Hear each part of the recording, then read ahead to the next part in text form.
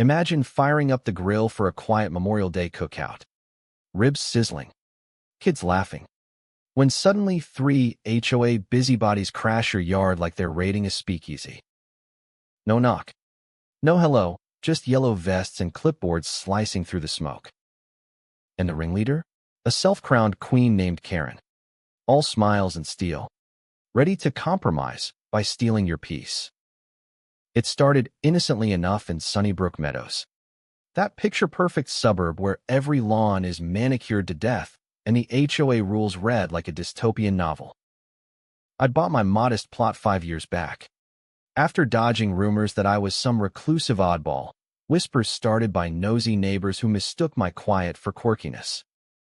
Truth was, I'd dealt with enough chaos in my past jobs to value silence. So I kept to myself, tending my garden and that little backyard pond that shimmered like a hidden gem. But peace? In a place where planting the wrong flowers could earn you a fine? It was fragile as glass. Then came the intrusion. Smoke curled from the smoker as my buddies, guys who'd shared trenches of office politics with me, cracked beers, and swapped stories. My wife, Jenny, flipped burgers. Our dog, Max, snoozing under the table. Out of nowhere, the side gate creaked open. In waddled Karen, plump and puffed up in her vest, flanked by her henpecked hubby Bob and their weaselly lawyer Ted. "Mr. Ellis," she cooed, voice dripping fake honey. "We've noted your gathering exceeds 10 guests. Per code 3.2. That's a public nuisance, visible from our pristine paths." I stared, burger tongs in hand. "Karen, this ain't your turf. My fence says private."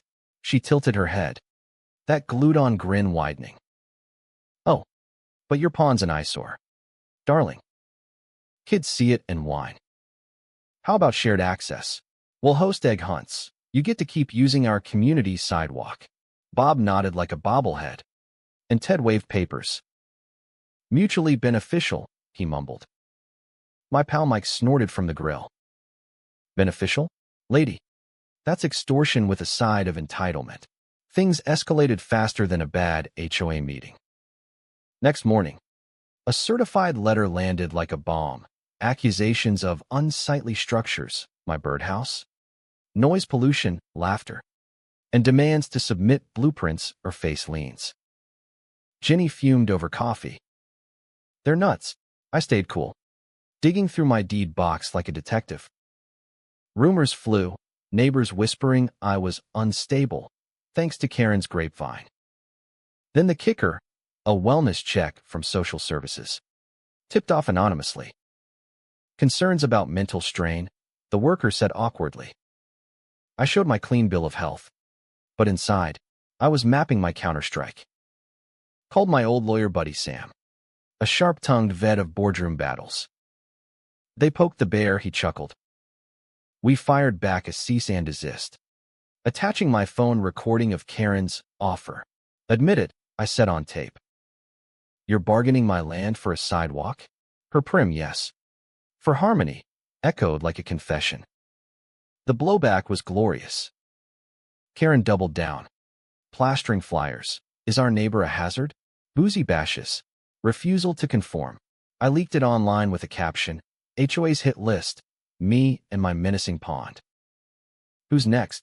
Virality hit. Hashtags like HOA tyranny exploded. Reporters swarmed. I spilled the tea to a local journo who aired it as Suburban Shakedown. HOA targets quiet guy. Public outrage boiled. Karen's facade cracked. She called an emergency meeting, ranting about community values while her voice shook.